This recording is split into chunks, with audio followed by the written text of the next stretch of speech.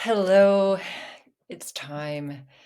This is Lindsley today. As we've been hearing in a couple of our last episodes, Dr. Jen and I have been kind of trotting into different locations and with full throttle schedules with work and holiday activity. And so in this episode, I am going to do one of our quick hit episodes. And in a little bit of the last week's episode, Dr. Jen did such a great job in giving us some of the practical tools on how we could handle and think through the inevitable stress that is the holiday season, or if you're listening to this at a different time, it could be the back to school season. I mean, there's a different flavor of this at all of the different spikes that we navigate in life. But kind of as a corollary to that, one of the things I wanted to talk about briefly today was the power of play. The power of play as an antidote to a lot of the stressors that we have in our day to day life. And one of the things that's so exciting about this area of research to me is how practical and easy to execute the idea of sprinkling play can be in our lives. But I realize that when I say something like the power of play, half of us just might turn off right now and be like, what are you talking about? I don't have time for that. When I got into this topic, I was interested in it from kind of two things that were a catalyst. One was I was recently traveling in Europe, very fortunately, to celebrate a friend's wedding. And, we're in our mid 50s, so a wedding is pretty different than it was maybe in our 20s or 30s. But what struck me was how much more relaxed it was. Maybe not so much for the bride and groom. I'm sure they had their different flavor of stress, but there weren't the regimens. It wasn't a certain protocol that had to be. People were there with an authentic sense of joy and fun. And when you travel someplace far away, like Europe, you are kind of forced to let go of your day to day timelines. You're just on a different time zone and you're in a different language, and the whole environment resets your background noise. And so there was a ton of fun and play injected into the day to day. And then on the kind of flip side, when I came home, we're in this holiday season, and our youngest, who's a teenager, said, Mom, I want to start decorating for Christmas right now. And my instinct was like, that is not on the schedule that we do decorating. Like, typically, we don't do it before Thanksgiving. Why would we do that? So that was all the chatter in my head. But I looked at him and he was so joyful, like he just thought it was fun. So I was like, yeah, let's pull out the boxes. Let's decorate for Christmas on November 8th.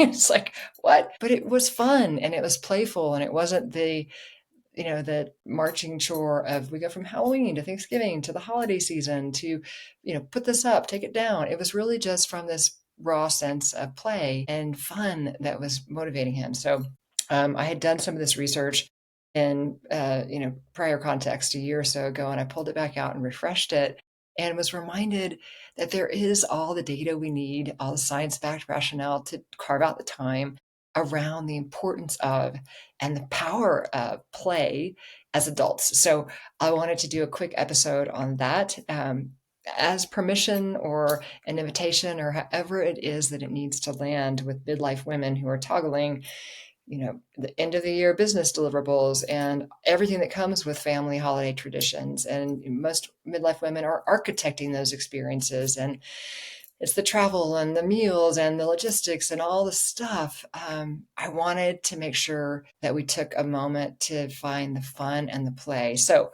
we got a three-pronged agenda here today, but the meat of this message is around what's the science, what's the why that play is important, because sometimes we need the left brain to be satisfied when we free up the right brain and say, it has a right to go wild and have fun. So the science of why play matters, and a little bit of that with some definitions of, what counts, what is play. And then the second thing, because we are in this citizen scientist, data driven, Dr. Jen is as much about the metrics as I am world, is like, what's the minimum effective dose? Okay. We talk about movement, we talk about nutrition, we talk about recovery, we talk about community, we talk about beyond, we talk about mindset, and all of those things are important pillars, and play kind of spreads across all of them. It can. So what's the minimum effective dose if I'm going to make time for that really has an impact? So we'll talk about that. And then the third thing will be a little bit of okay, so what are some practical ideas? And one of the bits of research that I think is most fun to play with when you think about how you interpret play and sprinkle it into your six pillars is some work that was done around the 8 types of personalities play. So I'll introduce that a little bit at the end, and then there are lots of places to go and find that online. And then that might help you generate the ideas that are authentically fun for you, because, frankly, a lot of us haven't played or had fun just for the sake of having fun for a very long time. So maybe we can change that. So let me get started with a little bit of the science and the rationale. So play has kind of emerged, and I think the work that's most pivotal around this is Dr. Stuart Brown, and he did like 6,000 studies around play, and it really, the outcome of that was that play is as biological a drive, it is as integral to our health as sleep and nutrition. That's kind of a phrase that made me sit up and take notice, that it is as important to our health and longevity and our wellness and our thrival and all the things we're so excited to catalyze, that it is as important as food and rest. That's a moment to take pause and go, okay, what does that mean? How do I do it? And then a lot of the research around why is it important kind of falls into like 7 different categories. One is the hormones that are activated when we play. The ones that increase are the ones you'd hope to increase, right? The dopamine, the oxytocin, some of the underlying endorphins and things that help us get to a state of flow. And the hormones that are measurably decreased when you're in a state of play, authentic fun, are the ones we hope to sometimes decrease, like the cortisol and the epinephrine, things that are the anxiety producing hormones. So from just the neurochemistry perspective, play is good. Good hormones improve, bad hormones are quieted. So that's the number one reason. But the second one, and this is kind of related back to a researcher we talked about in prior episodes around positive mindset work, Dr. Barbara Fredrickson, is that when people engage in play, and we'll get to the definition of that in a minute, but they have a better ability to build and broaden their thinking. So their creativity, their problem solving after a play session is directly connected to better outcomes in the world of broader thinking and a better set of creative options, both the breadth of those options and the quality of those options. So if you need to rationalize it for your left brain and, I'll be better at problem solving or doing my work, that is another benefit that authentic play will be associated with. The third thing related to that is that it is a accelented way, and it is an accelerant in getting into a state of flow. So things like deeper focus and creativity and time, faster ability to master, to be in a mastery mode of a specific skill set or a bit of content that you might be focusing on. The ability to get there more efficiently is accelerated by play twofold. One is post a set of play, the energy to go do that increases. But then even better, if you can incorporate it into something that feels like play or fun to you, you get down that curve of mastery more quickly. So that's the third reason why play kind of can matter. The fourth is people's level of energy post play skyrockets. So finding the thing that you feel great about doing, if you have to energize to do something that maybe is not super fun, stacking it with a sense of play is a way to help you get there. A fifth thing is a big body of work around people's life satisfaction and overall sense of optimism, hope, and happiness. And those 3 criteria, I'm going to just table those because Dr. Jen and I are going to come back on an episode specifically around what is hope, what is optimism, what is happiness, and how do they all 3 factor into the idea of thrival, because there's nuance into what they are and how they help. Play and actually being in a sense of play is a catalyst for all 3. And the idea of having those components in your life and having better life satisfaction, better health span, back to that thrival word we use time and time again, they are all accentuated by play. And the sixth thing, which is something that we care more and more about as the days go by, right, is the ability to impact cognitive decline. So there are multiple bodies of research around how cognitive decline is reversed via a sense of brain builder type activities, but they have to land actually in a real piece of kind of, I keep using the word authentic, but it's just the word that keeps coming to me, is it has to be in a place of authentic joy. So not just the brain builder work, like, oh, I read crossword puzzles were good for my brain, I'm going to make myself do them, or Sudoku puzzles, I'm going to make myself do them. That doesn't really feel fun to you, then it isn't actually the right place to do the brain builder activity. So there's some work to curate what feels really fun genuinely to you and how we connect that to a brain builder activity that helps kind of impede and reverse cognitive decline. And most of that is by elevating BDNF in our brain and our brain activity. That's the way that the science is connected to the effect. And then the last thing, which we think is this important lever on all fronts of longevity, is lots of times the play thing you do or the fun thing you do is with people, which is community. So it's a community reinforcer. So that is the quick science rationale so that you can quiet your left brain, if you have it, and most of us do, as to why it is important to give yourself the time to figure out what is play and then to schedule it in your day. So, what is play? So, play basically is defined as it's a voluntary thing, it's intrinsically motivated, and it's genuinely pleasurable. You just like doing it. For some people, mahjong has become something I hear more and more about. It's a ton of fun. I haven't had a chance to play it well enough to enjoy it. I'm still thinking about it when I'm playing, but it is, it could be something like that. It also could just be genuinely you like picking up your house. I mean, there are people that I call it clutter patrol in our house. And there are people, and there are times with me too, where it just feels good to clean it up. And that can also be play, especially if you're playing some great music in the background. So it doesn't have to be this big orchestrated thing. It is basically, it's voluntary, it's intrinsically motivated, and it is genuinely pleasurable. That's the idea of play, or, kind of the idea of playfulness in the way you're interacting with people. You can be humor filled or, joyful. That is also triggering these play outcomes, the chemistry outcomes and the happiness outcomes. So being just playful in the way you're approaching a tough situation or the mundane situation, which is so often part of our day-to-day lives, can also kind of give you points in the play category. Basically joyful, voluntary, and it's, could be something that's novel, it could be something humorous. A lot of the science around why playfulness and joy and fun are important, centered specifically on laughter and the physical effects of laughter, the physiology that happens when you laugh. So, anything that makes you genuinely laugh is play. And for me, a lot of times I could just be watching the way our dog rolls around in the snow in the wintertime makes me laugh. It's happy, it's playful. Or right now it's in the leaves because it's in the fall. But that's kind of the definition of play. And then, one thing I think just related to this, why play and what is play, that is, again, getting to the fact that the midlife cohort can be a bit of a secret weapon, is that in midlife, the combination of confidence, of the belief in neuroplasticity, and a sense of a little bit of autonomy. You've got time, you've got resources.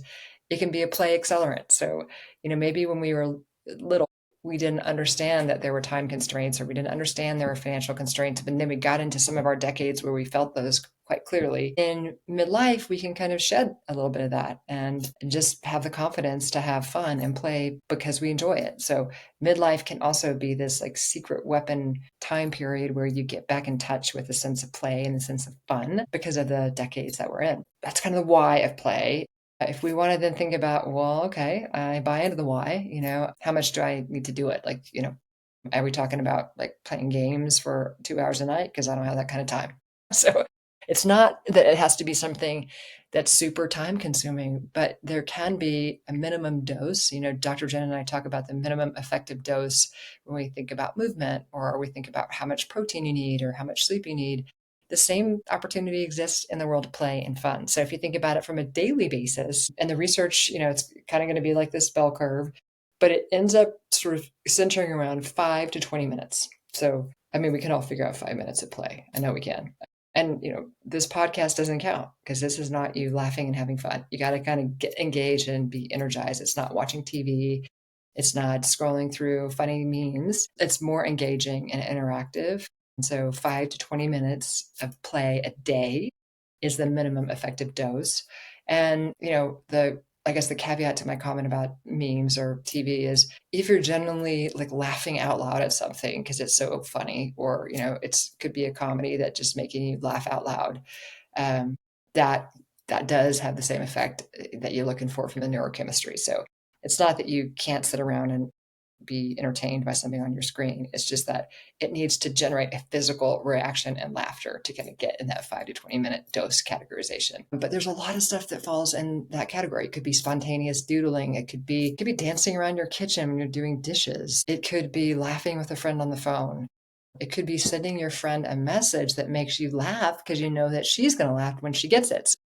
It's just the 5 to 20 minutes of effective dosing of play can be, a ton of different things that fall in that camp. And we'll get to some of the specifics in a minute, but just think about it in the day. Like, am I, have I had a good belly laugh? Have I had something that genuinely made me light up, that wasn't for an outcome, for work, for someone else, that just made me giggle, or it made me feel like a smile in my heart? If you think about that from a weekly basis, you can aggregate all of those little 5 to 20 minutes, or you can look back on your week and say, did I have one 1 hour session of pure play? Painting. I played around on the guitar and I'm good enough to enjoy it. It doesn't feel like work. Did I go out dancing?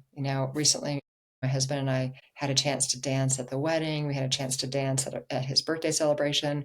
And it was just that raw, unfiltered, super unappealing, if you're looking at it from the outside, dancing that we just had so much fun in our own skin dancing. So, whatever that 1 hour is, it could be your yoga class, it could be a cooking night, but something that falls squarely in the category of it brings you joy and makes you laugh for 1 hour a week. And so if you think about that in the course of a month, aggregating all those little time periods are great. But the other way you can kind of pull up and look at it is say, in a course of a month, did I put something on my calendar that was like a 2 hour session where it was a novelty, it was new. It kind of took me outside of my day-to-day rhythm and thinking that did I go to a museum and I find that fun? Did I go to a cooking class and find that fun? It could be that hike you do with your dear friend and you're laughing as you're going. Anything that kind of triggers that neurochemistry. But if you look back and reflect on your month, did I have a 2 hour session of that? Not 5-minute sessions that added up to 2 hours, but did I get a deep dose? And then when you look and plan your next month, can you find that window? So a lot of us are thinking about reflecting on the year and kind of starting to gear up for the next year. That could be an idea for what you put into your monthly, to-dos or agenda or anchor points is, did I have 2 hours of a deep dive fun session, novelty session that was just for the sake of spontaneity and fun? And those are kind of the minimum doses. There's not like, has to be perfect every single day, but sometimes it helps us to just plan it, put in our calendar and be like, what am I going to do that falls in that fun factor? Reflecting on it at the end of the day, like a gratitude journal, you could reflect on what was fun and start to wire that into your brain. All of that neuroplasticity gets the kicker when you reflect on it, and it gets the double kicker when you reflect on it in writing. Okay. So what should you do? Like what counts as fun? And there's not like, oh, here's like 50 things that are fun, because the critical thing is, what do you find fun? And some of it will be, I have no idea, but I'm going to go experiment and I'm going to reflect on, was that genuinely fun, or was that more of an effort or more of a stressor? So like, for example, in my world right now, I'm trying to learn to play golf because I want to be playing golf with my kids, and my sons both play, and my husband. It is not fun, like, because I'm not good at it. So I have fun when I'm out there walking and being outside and talking to my son, who I don't get to talk to enough because he's a 15-year-old boy. That is what's fun. But the actual swinging the golf club, when I hit it well, like 5 out of 10 times, that part's not fun. It is getting more fun as I get better at it. So sometimes you have to give yourself the idea of, where am I finding the joy in this activity? And then where am I finding the patience to get my skill level up so that the actual activity is fun? So there are, unfortunately or fortunately, there are a lot of things like that in my life. Pickleball is another one where I'm having fun with the community of people I'm doing it with, but the actual activity, I'm not sure is fun because I'm not good at it, but it gets more fun each time I do it. So that is one filter around how you think about, okay, what's fun? And then I just naturally love to write poetry and do collage art, and nobody ever sees it. Like, it's not like there's a gallery where any of that is up. I just have fun when I'm doing it, and I'm doing it, without being attached to the outcome. So that's another way to filter it. It's like, what do you do? Whether or not somebody ever sees it or recognizes that you did it or tells you it was good, that is likely something that you find play and fun in. So those are kind of two kind of broad categories and filters. There is some science around what type of play helps what type of outcome. So like things that you're trying to do because you want to reset your mood. The categories of play you might try are things that are outdoors and sunshine. Sunshine has a direct impact on mood and uplift. So if you're looking for something that's fun and helps you in your mood, it could be as simple as walking outside or getting your dog outside or standing and having the sunshine hit your face while you're drinking a cup of tea. That can all fall in the fun category that helps mood. Dance, huge impact. And then humor, anything that makes you laugh. Sometimes when I'm driving, my car play, first of all, is like 50-50 working. But because of that, I've discovered satellite XM radio, and I listen to pure comedy because it's like not going to have anything crass. It's pure comedy, but it's just like these little like minute and a half vignettes, and I'm genuinely just laughing in the car. And I just listen to it when I need a little reset, or I've only got, 2 minutes between this errand and that errand, and it just makes me giggle. And so anything that gives you a humor hit is in that mood reset category. The second category of the three would be, when you're trying to get the benefits of connection. So think about a fun activity like the pickleball or the golf that's there for the social ritual. It's there because you want to have a shared hobby like mahjong or the book club. I love my book club so much. And it's, we love what we're reading, but it's also hugely about the people who I know I'm going to get to see each month at that social ritual. And that's a huge fun factor and play factor. And then anything that is like a hobby that you can do, like my husband's exploring ceramics, and it makes him have a great time with his hands. He likes to build, and he's liking meeting people who are in the world of ceramics. So actively curating that, if you think about that 2-hour monthly pod that you put in there for the play or the fun factor around a social engagement and a community connection, gives you kind of the amplified effect. And then kind of the last area around the fun part is the brain flexibility outcome around the fun. And so it's the obvious things like trying something new or learning or in a play challenge or, board games. My daughter and I have decided we want to learn Italian. So, we've signed up for online courses, and I think we've got about 10 words, but it's all like we're trying to do something new, something different to work the brain. I'm trying to learn guitar for the same reason, but a lot of things are in the try category. And so you just got to pick the ones that are worth mastering, right?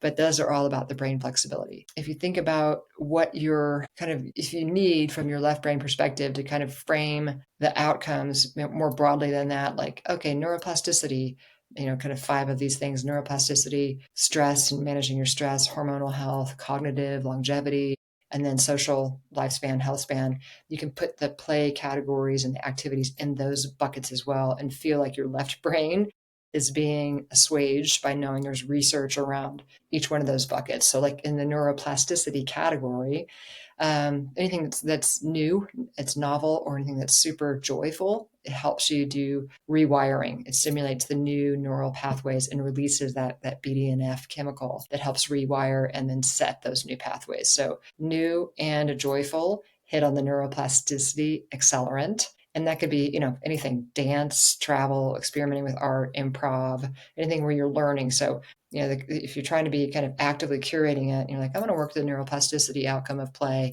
something brand new to you and something that is truly bringing you joy. So for me, that the category of golf may not fit that one because it's like partially joyful, true, and I'm still working on it, but it's not really like it's unleashing this whole newness with the joy chemistry. Sometimes I'm kind of finding that when I try to play around with some painting. I'm not good at it. It's new, but I generally just like doing it. Something like managing that second category around stress, or sort of the physiology of stress, anything that's generating laughter. Laughter lowers the cortisol. Fun factor, really just fun. Like, I think of the extreme, like if you really love roller coasters, my oldest son and I generally love those.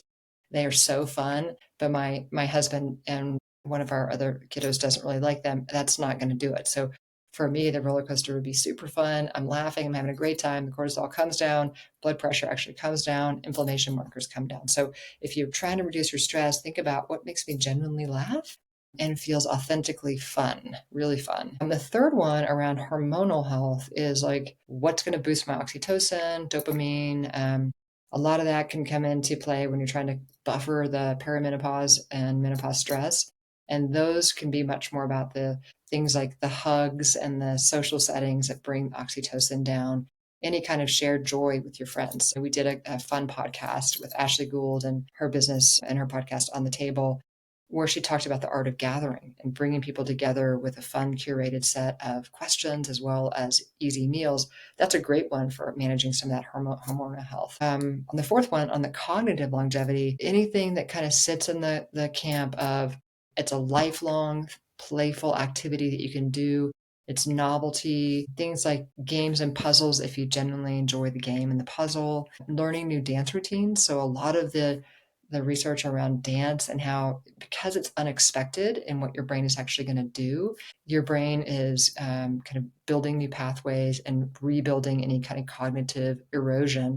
And if you genuinely enjoy dance, that's a great way to have fun and be working on abutting or reversing cognitive decline, and also musical instruments and languages. And then the last one on the social health span, it's basically, the friendships and getting out and spending time in your relationships. There are actually some practices out there. I haven't done them. I think I want to go find this, called laughter yoga. The things where you start to laugh and move and play in a community, and game night and things like that. So those are some of the ideas around the what to do for the minimum dose if you're trying to think about specific outcomes. The last thing, if you're trying to think about what is fun for me, is we'll do a deeper dive on an upcoming episode around something that we call the prototyping habit. So the idea that you prototype and test things as a habit in your life. So on this play and fun vertical, you can take that mindset and say, okay, I'm going to play and I'm going to find what truly resonates authentically as fun for me, without being attached to the outcome of if I did it well, or if I won the game, or I had the skill. What really feels fun? And just keep testing and learning like a prototype, and find the play and the fun